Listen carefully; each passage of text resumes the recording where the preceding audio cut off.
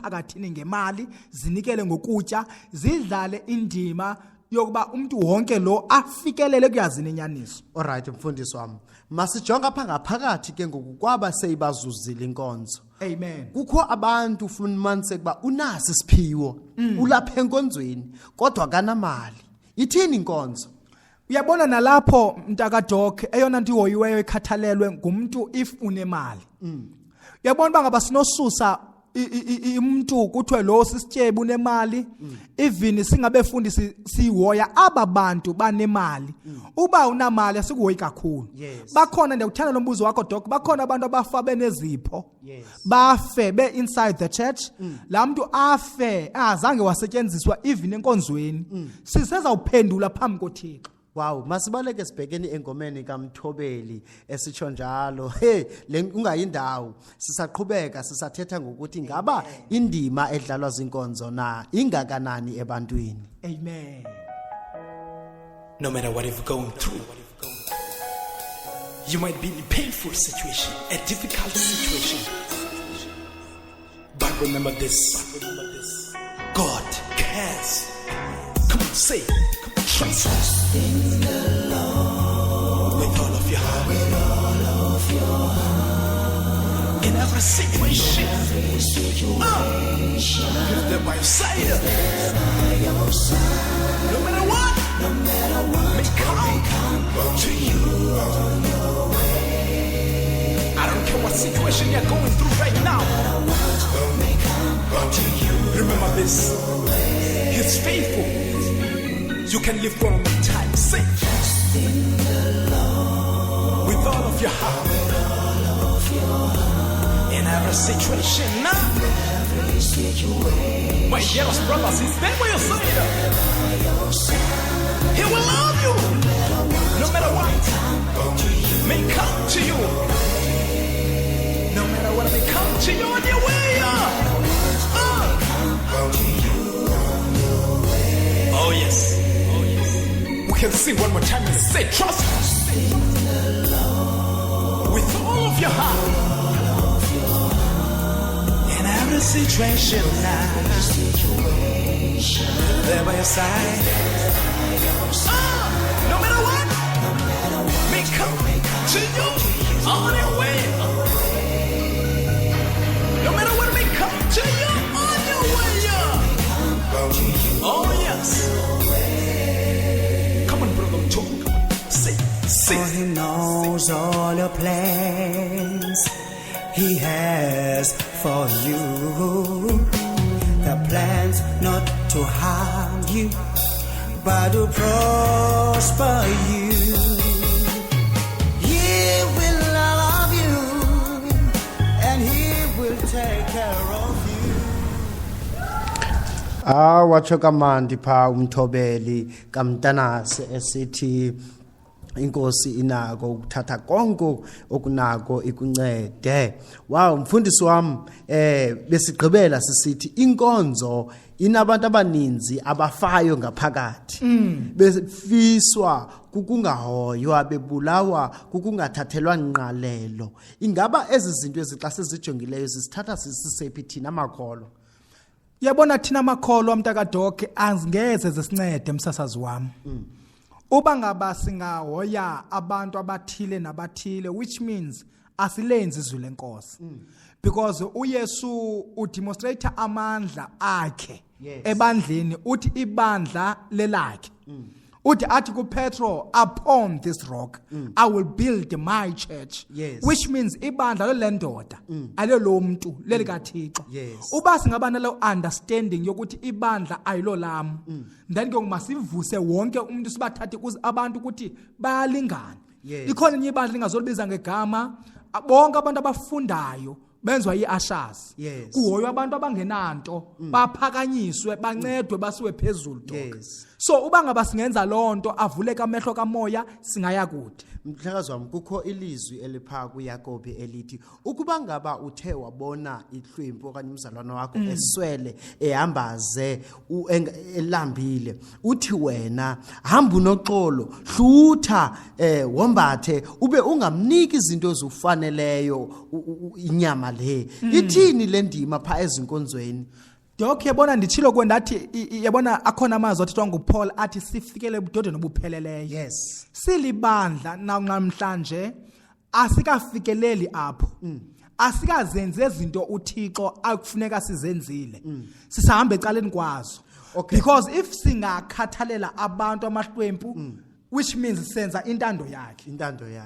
yes So uyabona ndiyawuthanda lo mbuzo Dok ndiyithanda le topic yanamhlanje ngase wonke umuntu avula amehlo even nobe uyalidisha ebandleni noba wenza ntoni masonikeleni emphakathini senze izwi lenkosi. umphakathi uyadinga ukuba kunikelwe kubo ngoba kukho amazwi uYesu Kristu athi ukuba ngaba ukholo lweni aluthanga lugqithe kubabhali nabafarisi so into ethi ukuthi ke olwethu lusalambatha ngoba urhulumente uyasogqitha uyawondla amahlwempu ethu uyangenelela kwizinto ezifana ne-drugs abantwana abatya i-drugs apha emphakathini kodwa inkonzo azikwazi ukungenelela kwingxaki ezinjalo yintoni libangela inkonzo zifeyile yabona amehlo kamoya Dok msasazi wami ndingayitsho ukuthi akakavuleki yes once kwavuleka amehlo msasazi I believe yes ukuthi singareacha everyone nohluphekayo nongenanto nonento siyobonisa uthando lenkosi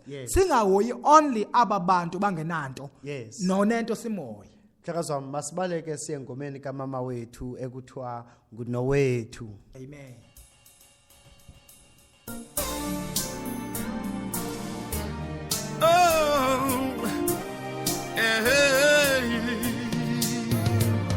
Indonga zenhliziyo yam siwelele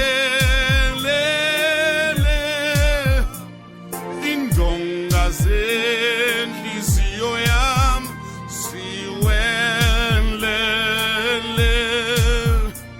ukuthanda kwenhliziyo yam sekuphelile ukuthanda kwenhliziyo yam sekuphelile siwelele siwelele siwelele siwelele indonga zenhliziyo kuphelile kuphelile ukuthanda kwami kuphelile ukuthanda kwami kuphelile ukuthanda kwami siwelele indonga siwelele siwelele siwelele indonga siwelele indonga siwele kuphelile ukuthanda kwami okwenhliziyo yami kuphelile ukuthanda kwami kuphelile ukuthanda kwami kuphelile Ukuthanda kwami kuphelile.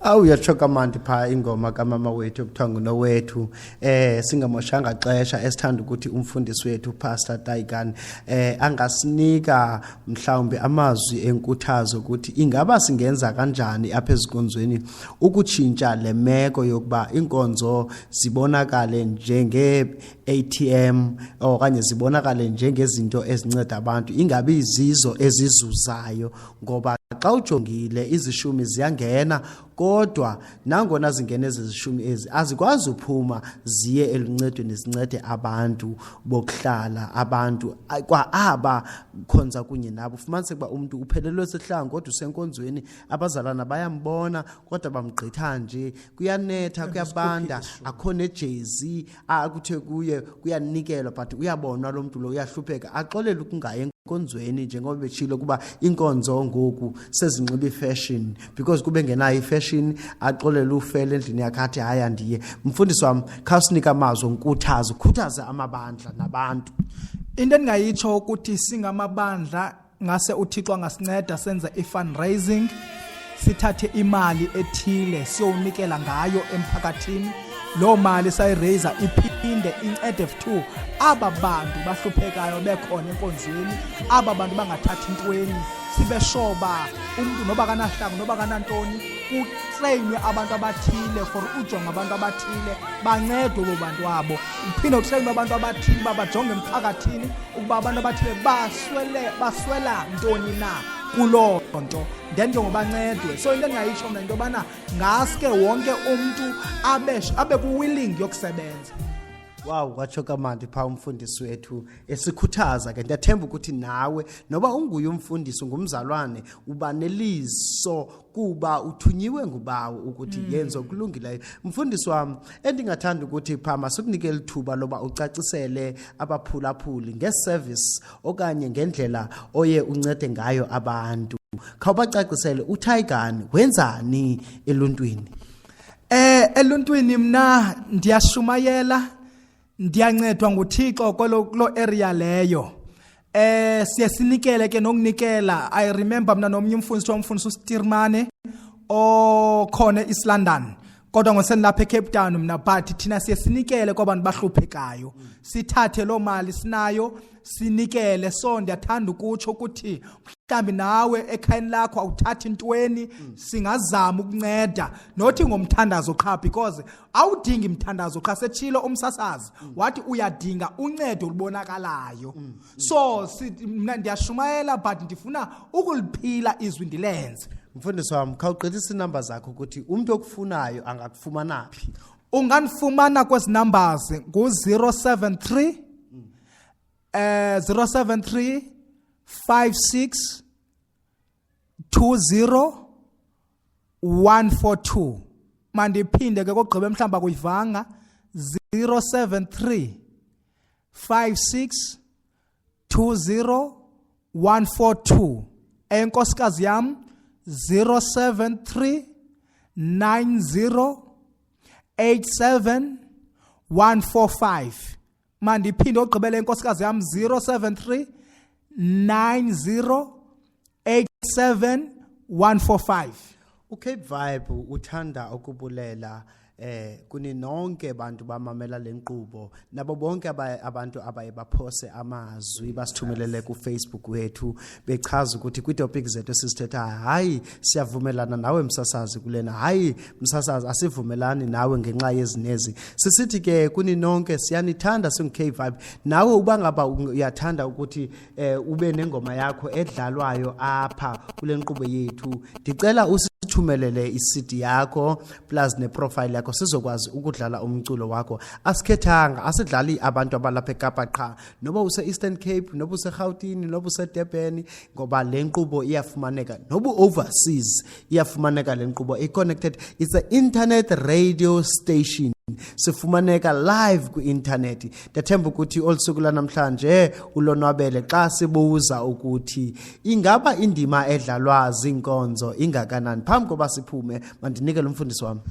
Ndiyathanda ukuthi bhabhayini emakhaya siyabonga ngendlebe ezimamele nangenkxaso zenu emithandazo siyanithanda kakhulu emakhaya nomsasazi wami enhle naye Doc. Awu watsho kamandi pha PV bhabhayini ke baphulaphuli bethu ngengoma eza noPastor Makeba.